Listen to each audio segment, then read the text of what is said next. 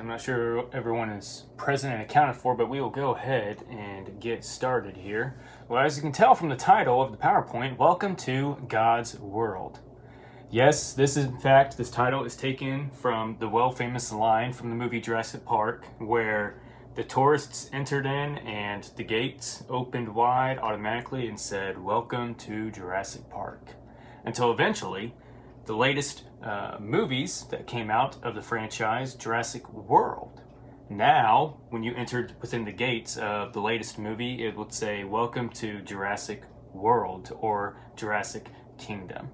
Well, folks, I like to use that and provide an excellent title that is more accurate by saying not "Welcome to Jurassic Park," but "Welcome to God's World." Millions around the United States gathered at movie theaters for the opening of Jurassic Park in 1993.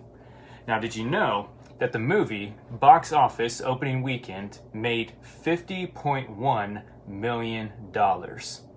That is the opening weekend of when the movie came out in theaters. $50.1 million. Now, today, the total amount of this movie that has made across the entire nation grossed in $402 million. $402,453,882. That is a lot of money. Now, within the the box office opening, where it made $50.1 million, from there, 1993, all the way to the year 2018, it remained as number one in the box office hits for the most box office income for the opening weekend until Avengers: Infinity War and Endgame came out. So now it ranks as number 3 of the most money that it has drew in its opening weekend. But from Jurassic Park to the movie Toy Story, where Rex, the little green dinosaur, dinosaurs are thrust into the public gaze. But what have anything to do with God? What do dinosaurs have anything to do with God? We have, throughout the years, archaeologists have discovered, paleontologists have discovered numerous sites where they have uncovered fossilized dinosaur bones of these big, enormous creatures. We know they exist. The evidence is right there in front of us. But how does it tie in with God? How does it tie in with the Bible? Well, this evening, our lesson is going to focus on just that. Since dinosaurs are popular worldwide, pseudo-fake scientists use them as an effective way to support the idea of evolution. If it is taught that dinosaurs lived over 70 million years, then belief in the Bible and its account of creation is threatened. So, the question is, did dinosaurs exist? If so, then how does it fall in line with the Bible? Well, this takes us to our first point of tonight's lesson. Dinosaurs and creation. Dinosaurs and creation.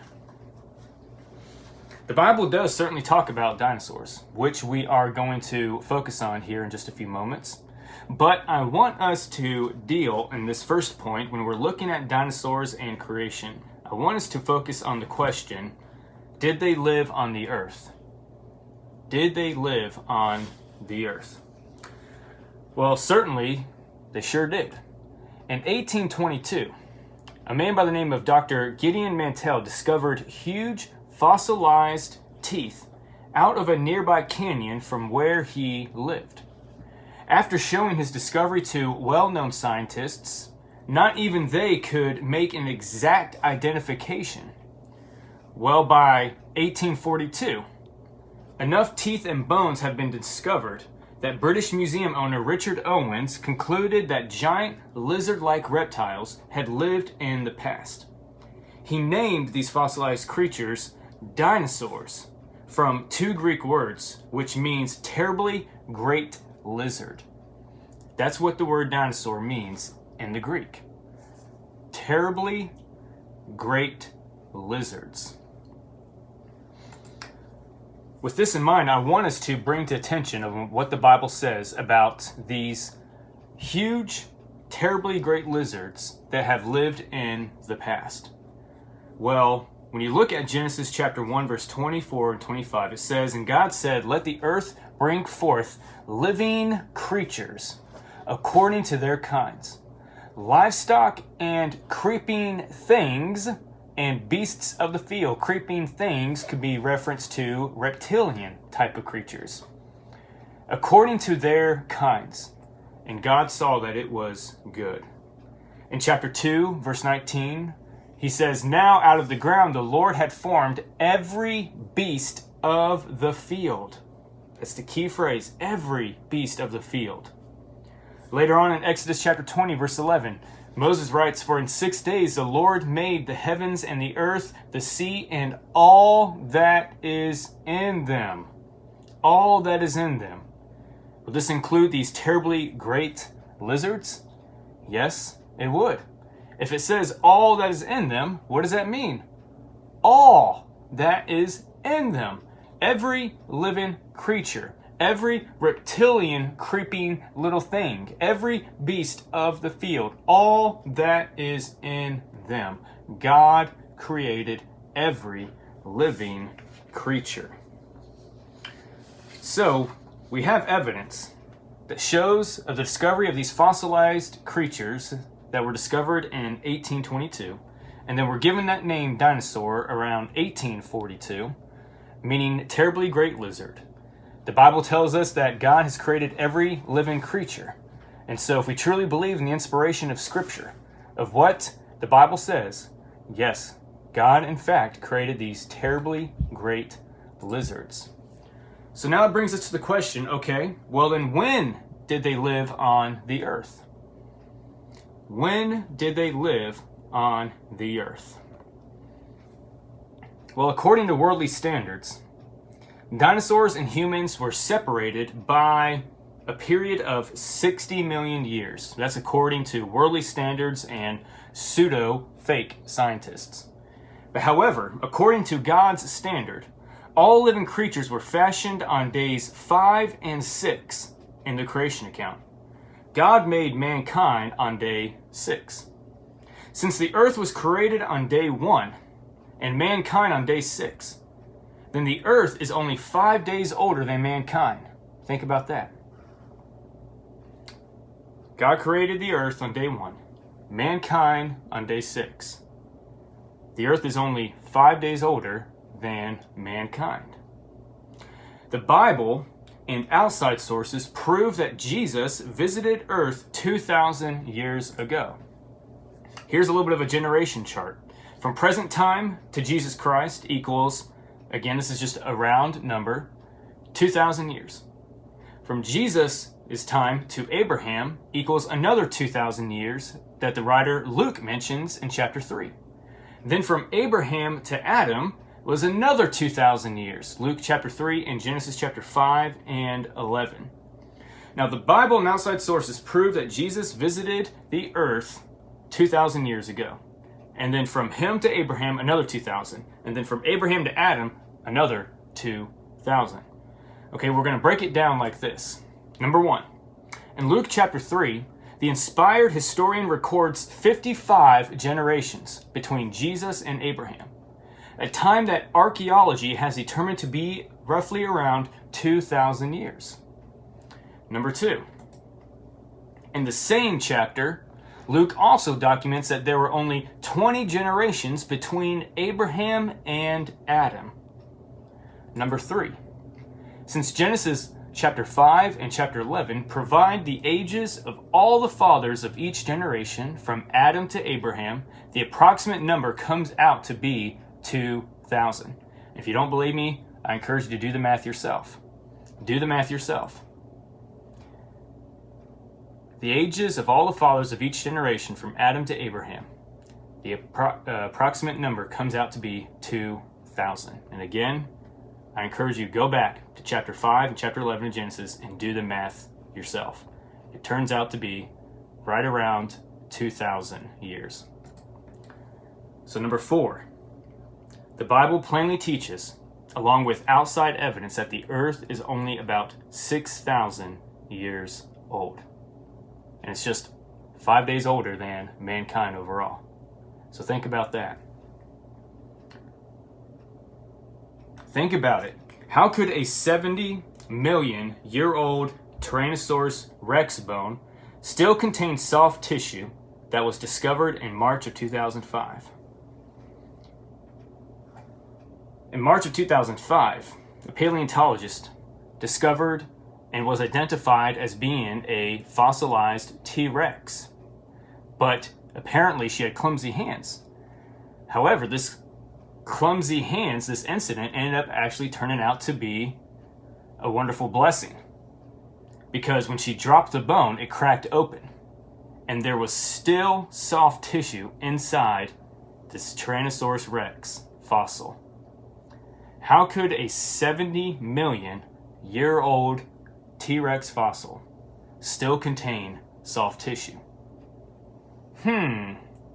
Maybe because it's not actually 70 million years old. Maybe it's just quite a few thousand years old. Pretty interesting, huh? Well, when we look at it overall, we see that dinosaurs and humans were next door neighbors. Indian ruins in the Grand Canyon dated back to the Old Testament times. There's a dinosaur drawing discovered in the Indian ruin of Hawaii Grand Canyon.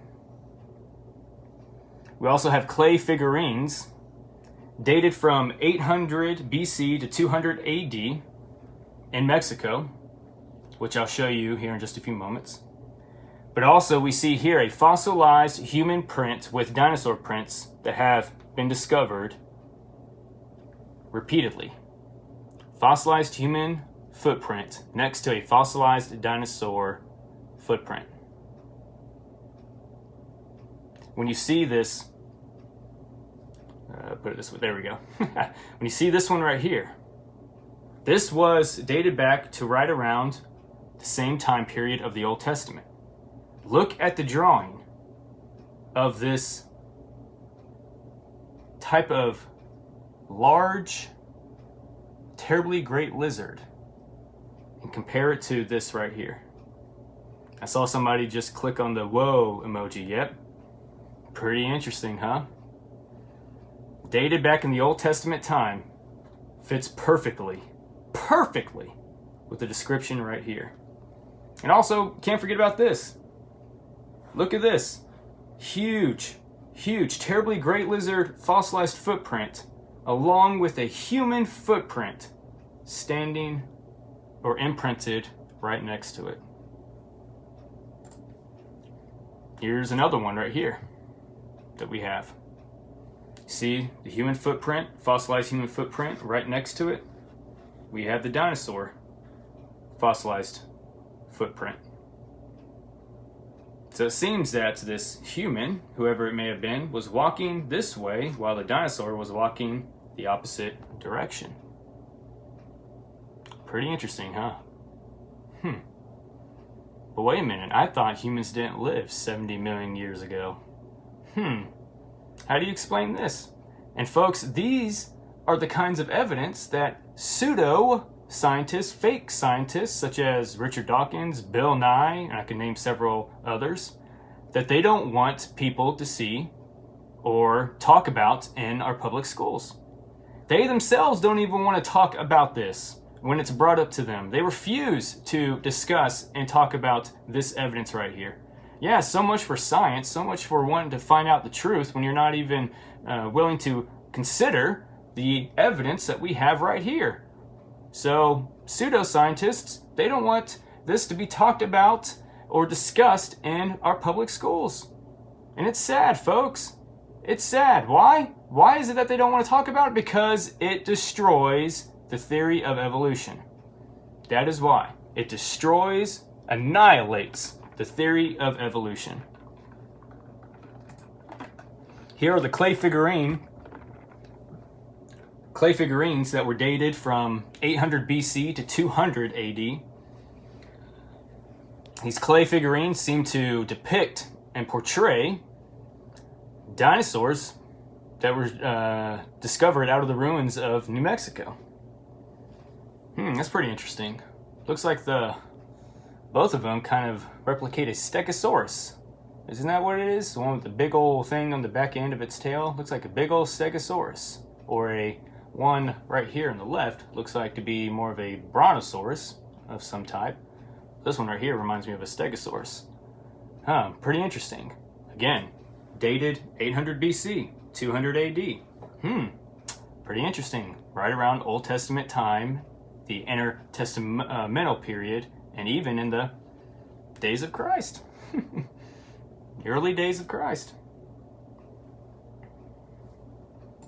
So, where does it talk about now? We have looked at the evidence. Did they exist on the earth? Yes. Fossilized bones and many other evidence show that they existed. When did they exist? We looked at many evidence to show that they coexisted with mankind. Now, number 3, if they coexisted with mankind, if God created every living creature, is it talked about in the Bible? Well, folks, it certainly is. Job chapter 40, verse 15 through 21. The creatures were known to be as the Behemoth. Behemoth in the Hebrew means a very, very, very large creature. Very, very, very massive creature. If you have your Bibles, open to Job chapter 40. Beginning at verse 15, again, this is the conversation that the Lord is having with Job. The Lord finally appeared to Job through all of his turmoil, and Job was finally able to ask his question. He was able to stand before God and present his case. Well, after God patiently hearing what Job had to say, the Lord replies back. And part of his reply to Job is, who do you think you are? In the sense of knowing about the almighty power that I have in my hand. Have you been able to create the behemoth? In fact, he says, behold, verse 15, behold, the behemoth, behold, the really, really, really huge, massive creature, which I made as I made you. He eats grass like an ox, herbivore. A lot of reptilian creatures of the dinosaurs were known to be herbivores, such as the brontosaurus. Behold, his strength is in his loins. Again, as I go through these descriptions, look at the picture here. Look how the descriptions, the detailed descriptions, fit perfectly with the brontosaurus. Behold, his strength is in his loins, and his power in the muscles of his belly. He makes his tail stiff like a cedar. The cedar would be reference to the cedars of Lebanon. The cedars of Lebanon. I encourage you to just go on Google Images, type in the cedars of Lebanon, and look how massive and thick and wide the cedar trees of Lebanon were. Fits perfectly with the tail of a brontosaurus.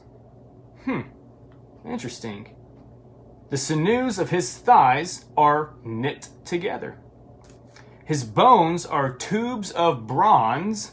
His limbs are like bars of iron.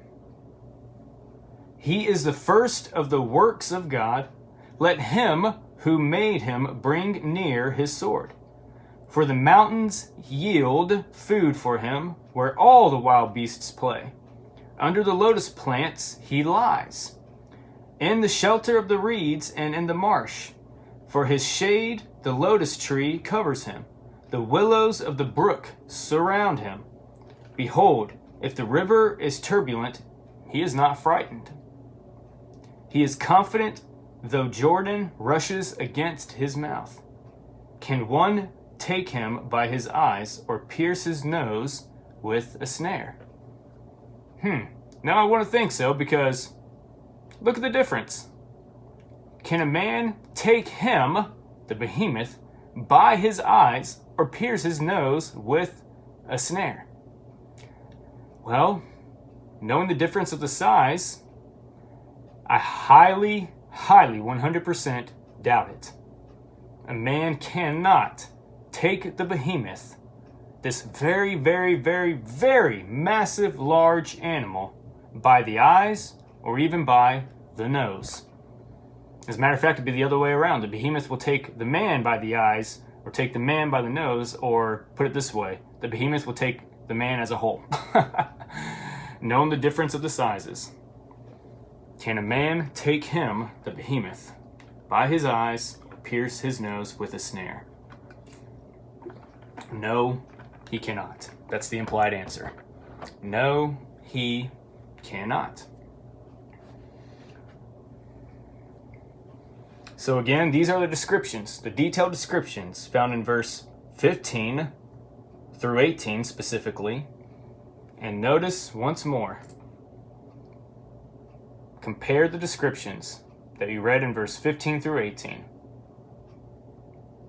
to the Brontosaurus. They fit perfectly. Number 2, dragons and creation. Oh boy. Oh man, how do we go from dinosaurs to mythological dragons? Well, God continues his conversation with Job. Beginning at chapter 41. He says, "Can you draw out Leviathan with a fish hook?" So not only was there a behemoth, a very, very large, massive animal, but there's also one that he brings to Job's attention that is known as the Leviathan. Well, many, for the last, I'd say, several years within our brotherhood, have taught that this would be a reference to the great blue whale. Well, folks, when we look at the description that it's going to be provided, we'll see that it has nothing, no descriptions whatsoever to that of a great blue whale. Because here he indicates that no man can kill the Leviathan. Well, there's been several incidents throughout history of men actually killing great blue whales. But wait a minute, if the great blue whale's a Leviathan, then I thought man couldn't kill him. Well, it's because the Leviathan in Job 41 is not a great blue whale.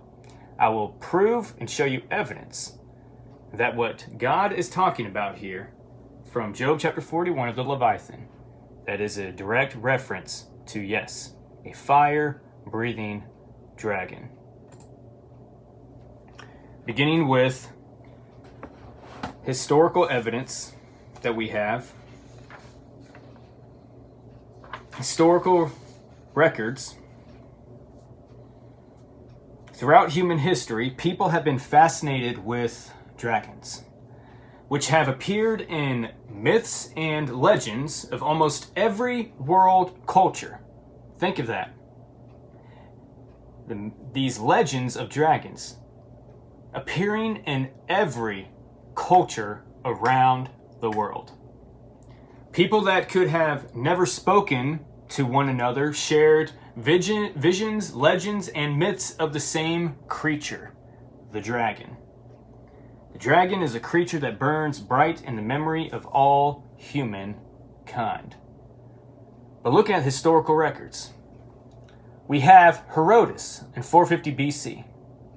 He writes, "Here is a place in Arabia to which I went, of hearing of some winged serpents. And when I arrived there, I saw bones and spines of serpents, in such quantities as it would be impossible to describe. The form of the serpent is that of a water snake, but he has wings without feathers, and as like as possible to the wings of a bat." That's Herodotus in 450 BC. We also have Marco Polo in 1200 AD, who recorded of giant pillar-sized two-legged reptile with wings while passing through Central Asia. We also have a record in the Chronicles of Canterbury Cathedral in 1449 AD, recording of two fire-breathing dragons engaged in a fierce, hour-long struggle. One was black, while the other was reddish and spotted. Pretty interesting. Some of y'all may be thinking that, oh, well, Corey has probably just been spending too much time in his fantasy novels of dragons. Well, have I been? They've actually continued on discovering more and more fossilized winged creatures about the size of a giant pillar, continually through many archaeological and paleontological sites. If you don't believe me, I encourage you to do the research on your own. Do the research. But many may think that I'm crazy because they probably would say a fire-breathing reptile, a fire-breathing dragon. Is that even possible? Well, consider two examples. The second example I don't have on here because I just thought of it now. But I'll use the first example here of the Bombardiro beetle. How can one look at a living Bombardiro beetle that produces a boiling hot, acidic, noxious spray in its abdomen, which the insect then expels from its back end in a rapid fire action, and conclude that no animal ever breathed fire or smoke? This small little sized beetle has been designed, made in the image of God right here. When I mean image of God, made in the way that He created these creatures, to have a defense mechanism that is able to produce a boiling hot acidic-like liquid and to shun it within a fiery rapid spin against its preys. How can a small little beetle like that be able to produce such fire? Think of this. If a small little beetle like this is able to produce small amount of acidic fire, what makes us think that a fire-breathing dragon can't? Example number 2 is, what about the electric eel? The electric eel lives within the ocean and has a defense mechanism within itself to be able to habitat, to be able to live in water areas and provide or produce a defense mechanism where he electric shocks his prey and even his predators. Well, if he is able to produce some amount, a heavy amount of electricity underwater, then how can't a fire-breathing dragon also be able to live underwater? I now want us to look at the descriptions that is given within the Leviathan. He says, can you hook, verse 1 of Job chapter 41, can you draw out Leviathan with a fish hook, or press down his tongue with a cord? Can you put a rope in his nose, or pierce his jaw with a hook? Will he make many pleas to you? Will he speak to you soft words? Will he make a covenant with you to take him for your servant forever? Will you play with him as with a bird? Or will you put him on a leash for your girls? Will traders bargain over him? Will they divide him up among the merchants? Can you fill his skin with harpoons, or his head with fishing spears? Lay your hands on him. Remember the battle. You will not do it again. I like that part. Go ahead and put your hands on the dragon. See what happens. I bet that after you do it, you will never do it again. Behold, the hope of a man is false. He is laid low even at the sight of him. No one is so fierce that he dares to stir him up. Who then is he who can stand before me? Who has first given to me that I should repay him? Whatever is under the whole heaven is mine. I will not keep silence concerning his limbs, or his mighty strength, or his goodly frame. Who can strip off his outer garment? Who would come near him with a bridle? Who can open the doors of his face? Around his teeth is terror. His back is made of rows of shield. Look at that. Look at the description. Rows of shield. That meaning hard, tough scales. They are shut up closely as with a seal. One is so near to another that no air can come between them. They are joined one to another.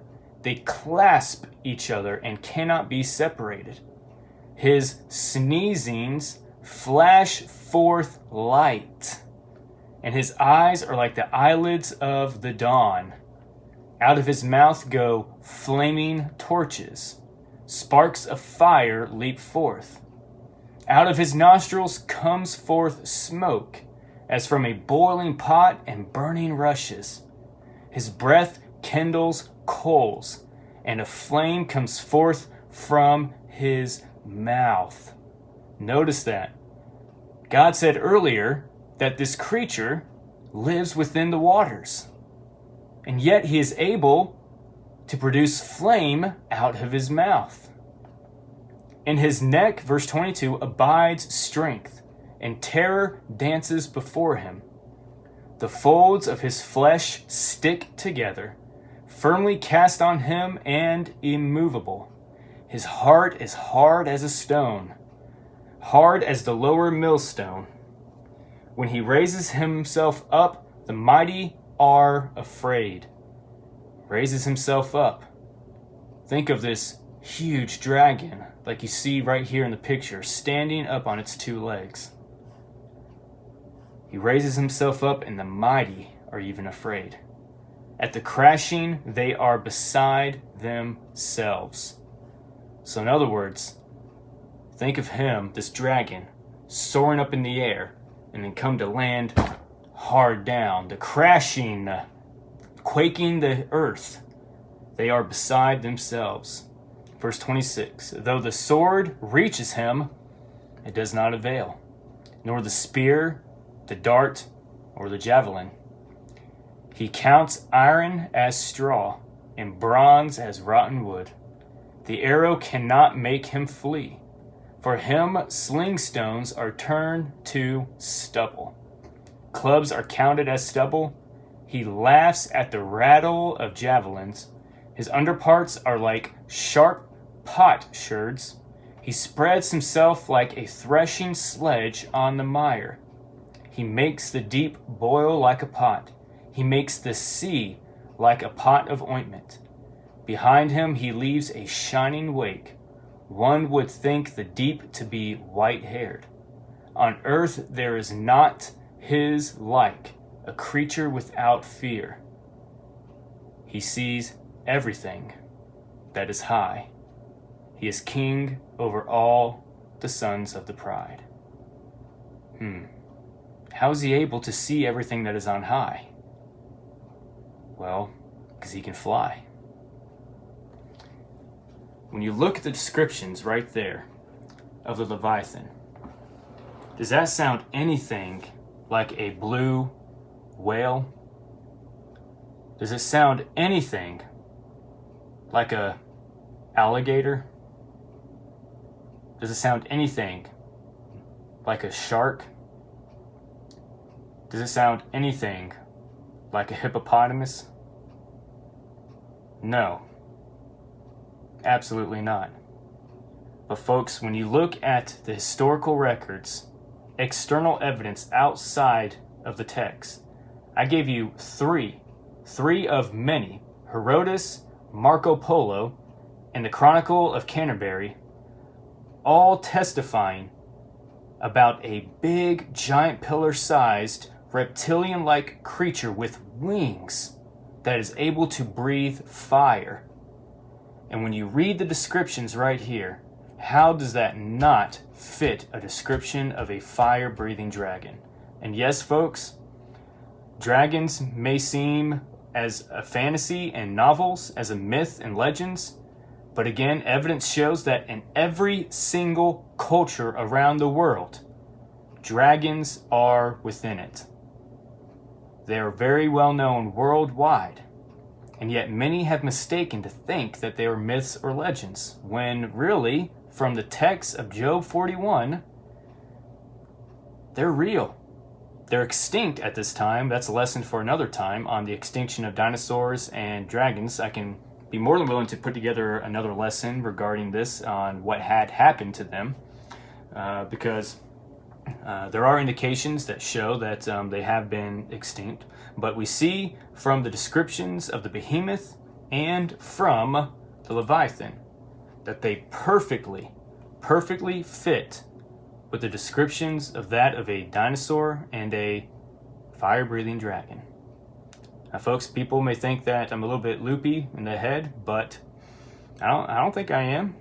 There's outside historical records, and there's still evidence to this very day of them uncovering fossilized winged-like creatures that form the shape of a dragon. And we have descriptions of a winged-like creature that is a fire-breathing creature that fits the descriptions of that of a dragon. Folks, the evidence is there. And I am content, and I stand on my point that, yes, the Behemoth is a dinosaur, and the Leviathan is, in fact, a dragon. They've existed at that time, and with God and His almighty power, who formed and created these very creatures, we learn a few good lessons from this study here.